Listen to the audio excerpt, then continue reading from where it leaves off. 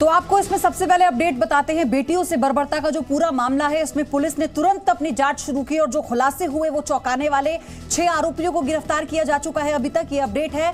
और POCSO act के तहत केस दर्ज हुआ है। पोस्टमार्टम से सच सामने आएगा और पोस्टमार्टम अब से थोड़ी देर में शुरू होने वाला है। यह जानकारी खुद लखीमपुर खीरी के एसपी ने दी है। उन्होंने कहा कि 3 डॉक्टर्स का जो पैनल है वो इसमें लगाया गया है, साथ ही परिवार वाले भी वहां पर इस वक्त मौजूद हैं। और पोस्टमार्टम के बाद ये पता लगेगा कि दरअसल किस तरह से इन दोनों बहनों के साथ बर्बरता की गई, यानी कैसे इनकी पूरी हत्या को अंजाम दिया गया, ये पूरी पटकथा लिखी गई। लेकिन फिलहाल आपको बताएं, सगी बहनों की हत्या के बाद से इस वक्त पूरे इलाके में मातम पसरा हुआ है। रेप के बाद शवों को पेड़ से लटका दिया जाता है। गांव के लोगों ने हंगामा किया और पुलिस की कार्यशैली पर भी गांव के लोगों ने सवाल उठाए। उनका कहना है कि कानून व्यवस्था किस तरह से चौपट होती जा रही है। और अभी जो जानकारी मिली है वो ये कि 6 लोन देने वाले आपकी मदद नहीं करते, वो लाभ कमाने के लिए देते हैं। तो कौन अच्छा है और कौन बुरा है जानना चाहते हैं तो फ्रीडम ऐप को अभी डाउनलोड कीजिए। आरोपी इसमें गिरफ्तार हो चुके हैं। मुख्य आरोपी छोटू, जिसने इन दोनों बहनों की दोस्ती बाकी के जो आरोपी हैं उनसे कराई थी। और उसके बाद ये कहा गया कि जो दोनों एक दूसरे को जानते थे और इसीलिए जब दोस्ती हुई तो फिर शादी की बात भी आई और उसी को लेकर दबाव बना रही थी लड़कियां, जिसके बाद अपने और साथियों को बुलाकर मुख्य आरोपियों ने इन दोनों बहनों के साथ पहले रेप को अंजाम दिया और फिर इनकी गला दबाकर इनके दुपट्टे से हत्या कर दी और फिर इन दोनों के शवों को पेड़ से टांग दिया गया। लखीमपुर खीरी में 2 लड़कियों की हत्या में बड़ा खुलासा हुआ है। पुलिस का दावा है कि आरोपियों को मृतक लड़कियां पहले से जानती थी। मुख्य आरोपी छोटू को पुलिस ने गिरफ्तार कर लिया है, जिसके बाद ये सारी जानकारी सामने आती है, यानी ये बड़े खुलासे होते हैं। और पुलिस ने फिर सभी 6 आरोपियों को भी गिरफ्तार कर लिया। लखीमपुर खीरी के निघासन में दोनों बहनों के शव पेड़ से लटके मिले थे, जिसके बाद से पूरे इलाके में मातम है और लोग खौफजदा हैं। साथ ही उनका पुलिस के प्रति गुस्सा और सवाल सिर्फ इस बात का कि क्यों इस तरह की घटनाएं बढ़ती जा रही हैं, परिवार को न्याय चाहिए। इसी बीच एसपी संजीव सुमन का कहना है कि ये जो पूरा मामला है ये मर्डर का है। ये जो छोटू सन ऑफ चेतराम गौतम है, इसके अक्वेंटेंस हैं, इनके नोन हैं। छोटू सन ऑफ चेतराम ने ही इन 3 लोगों से इस महिला का परिचय करवाया था। इन लोगों के बीच में मित्रता हुई थी। इनके नाम Junaid son of Israil, Suhail son of Islamuddin, Hafizul Rahman उर्फ मजिलका सन ऑफ अजीजुर रहमान है। इसमें से दोनों लोगों को देर रात गिरफ्तार कर लिया गया था, सुहेल और हफीजुल रहमान को। जुनैद की गिरफ्तारी अभी थोड़ी देर पहले हुई है। एक एनकाउंटर हुआ है, उनके पैर में गोली लगी है संभवतः, तो अभी जस्ट थोड़ी देर पहले की बात है, उसमें गिरफ्तारी की गई है। तो चारों अभियुक्त जो नामजद किए गए तो उन सभी लोगों को गिरफ्तार किया गया है। उसमें जो विषय बताया गया है, छोटू ने इनको पहले परिचित करवाया। जो छोटू सन ऑफ चेतराम गौतम है, इन्होंने इनको परिचित करवाया था कुछ दिनों पहले इन 3 लड़कों को, इस महिलाओं से। इन्होंने दोस्ती के प्रिटेक्स्ट पे उनसे दोस्ती की। कल दोपहर के समय वो मोटरसाइकिल लेकर के गांव में आए थे ये तीनों लड़के और लड़कियों को बहला के ले गए। इनको पहले खेत में ले गए, वहाँ इनके इच्छा के विरुद्ध इनसे शारीरिक संबंध बनाए। महिलाओं ने उनसे शादी करने की बात कही और वो इस जिद पे अड़ गई कि हमें शादी करनी है। इस बात से शुद्ध होकर लड़कों ने गला दबा करके उनके कथनानुसार चुन्नी दुपट्टे से गला कस के उसकी हत्या कर दी।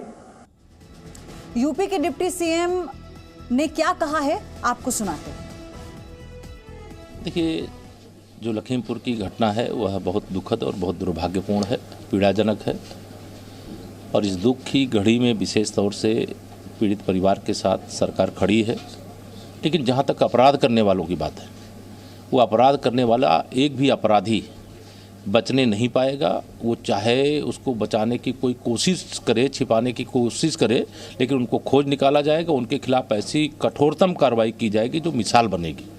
और मैं विपक्ष के, चाहे वह श्री अखिलेश यादव जी हों, चाहे वह श्रीमती प्रियंका मैडम हो और चाहे वो सुश्री मायावती जी हों, उनसे ये अपेक्षा करूंगा कि ऐसे मतलब जब दुख की घड़ी एक परिवार के लिए खड़ी है, राजनीति करने की जगह और उस परिवार को कोई सांत्वना दे सकता है तो वो ज़रूर देने का काम करे।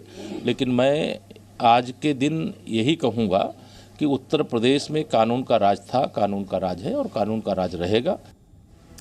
तो लखीमपुर की घटना के बाद जहां विपक्ष सरकार को कटघरे में खड़ा कर रहा है, वहीं बीजेपी का कहना है कि ये योगी और मोदी को बदनाम करने की साजिश है। उत्तर प्रदेश की योगी सरकार में लगातार दलितों पे अत्याचार बढ़ता ही चला जा रहा है। महिलाओं पे लगातार अत्याचार हो रहा है। हाथरस घटना के बाद अब लखीमपुर खीरी में 2 बहनों को अगवा करा के उनकी हत्या कर दी जाती है। ये जंगल राज चल रहा है, गुंडा राज चल रहा है। महिलाओं के घर से निकलना मुश्किल हो गया है। इसीलिए तो महिलाओं के अत्याचार में और दलितों के अत्याचार में उत्तर प्रदेश नंबर। क्या हमें जानकारी नहीं है? मैं तो अभी बेगूसराय में ही बड़ी घटना घट गई थी, वहाँ से सवेरे 5 बजे लौटा हूँ।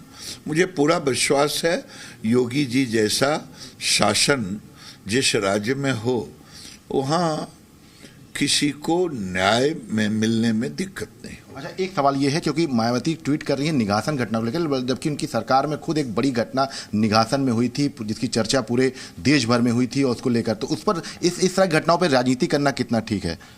देखिए, मेरा मानना है कि जो अपोजिशन की पार्टियां उत्तर प्रदेश में हैं वो योगी जी और मोदी जी दिल्ली में हैं। उनके खिलाफ कोई लग नहीं रहा कि मैं क्या बोलूं। जब लग नहीं रहा है तो कुछ ना कुछ चीज बोलना है तो कुछ बोलते हैं। और आपको ये भी बता दें कि लखीमपुर कांड पर राहुल ने सरकार पर निशाना साधा है। उन्होंने कहा कि रेपिस्ट को छुड़ाने वालों से उम्मीद नहीं की जा सकती है। लखीमपुर में दिन दहाड़े 2 नाबालिग दलित बहनों के अपहरण के बाद उनकी हत्या हो गई। बेहद विचलित करने वाली ये घटना है। बलात्कारियों को रिहा करवाने और उनका सम्मान करने वालों से महिला सुरक्षा की उम्मीद भी नहीं की जा सकती। ये बड़ा आरोप राहुल गांधी की तरफ से लगाया गया। हमें अपनी बहनों बच्चियों के लिए देश में एक सुरक्षित माहौल बनाना होगा।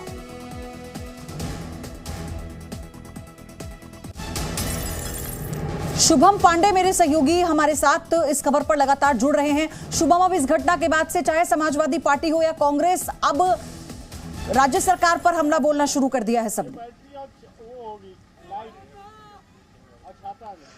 जी देखिए, इस तरह की घटनाएं निश्चित तौर पर विपक्ष को एक बड़ा मौका देती हैं। तो ऐसे में अब समाजवादी पार्टी, बसपा और उसके अलावा अन्य जो विपक्ष के दल हैं वो इस पूरे मौके का फायदा जरूर उठाना चाहते हैं।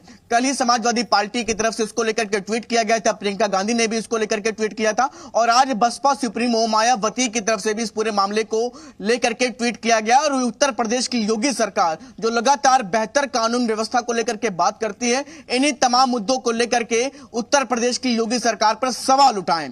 ऐसे में अब उत्तर प्रदेश में अगर बात करें कानून व्यवस्था, इन तमाम चीजों को लेकर के, ये घटना भी निश्चित तौर पर अपने आप में कानून व्यवस्था पर जरूर सवाल उठाती है। पीड़िता की मां से जब हमारी बातचीत हुई तो उनका इस मामले पर जरूर ये कहना था कि वो जो नजदीकी थाना था वहां पर वो गए और उनके वहां पर उस पूरे मामले को नहीं सुना गया। तो ऐसे में अब जब 6 आरोपियों को हिरासत में लिया गया है तो बात ये भी सामने आ रही है कि जो संबंधित पुलिस कर्मी है उन पर भी इस पूरे मामले को लेकर के कार्रवाई होने की बात कही जा रही है। लेकिन विपक्ष इस पूरे मामले को तूल बनाते हुए जरूर कहीं ना कहीं इस पूरे मामले पर राजनीतिक लाभ लेने का प्रयास करता हुआ नजर आ रहा है। शुभम, आप बने रहिएगा हमारे साथ। इसी बीच आपको सुनाते हैं कि डिप्टी सीएम ब्रजेश पाठक ने इस पूरे मामले पर क्या कहा है।